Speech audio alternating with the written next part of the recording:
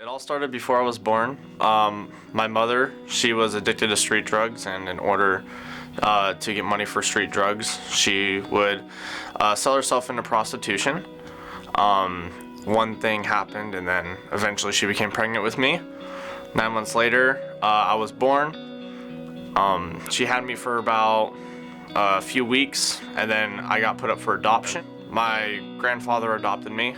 My grandfather was an atheist. He didn't believe in Jesus at all, so he didn't believe in Jesus at all. As I was growing up, he would never discipline me, so I was a very bad kid. From the time of kindergarten to the 3rd grade, I've been suspended 19 times.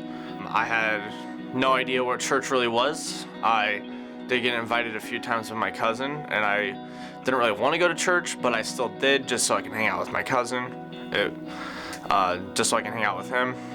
And so there was always something that was getting me to go to church. But growing up with an atheist grandfather is very difficult. I also never knew who my biological father was. Still don't know who he is till this day.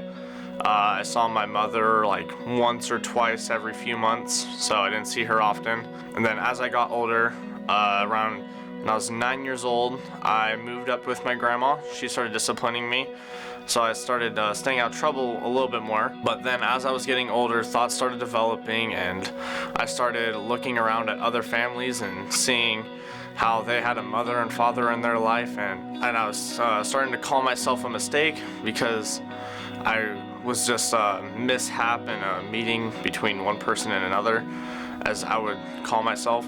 And eventually this led into a very deep, dark depression. As I was around 12 years old is when I started to become seriously depressed. Around 14, I decided that I wanted to end my life.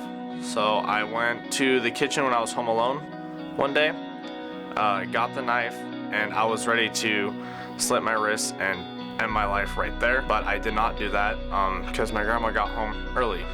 And so I put the knife back, went back to my room, and just stayed in there for the rest of the day. And then eventually I met a guy named John. He invited me to C3. And as soon as I came here, it was a whole different experience. I kind of didn't really know what it was. I never experienced church in this type of way before. People were welcoming me, and I was really confused by all of it. But eventually I got plugged in to tech. I started doing lights in the 7th grade. I was still super depressed in this time, but I started doing lights, and then eventually I started to know about Jesus. Then it was, I want to say May 21st, 2017, I got baptized for the first time. And when I got baptized that first time, it was only because I knew Jesus, not because I was fully giving my life to him. I was just mostly doing it because other people were doing it, and I was like, oh, I've known about Jesus for a little while now, I feel like I should do this. And then I recently have discovered that that was not the case. So after that, I started seeking some help from God mostly. I was like, all right, so I'm gonna try to develop a relationship. I didn't really hear anything. It didn't really help. I was still feeling depressed.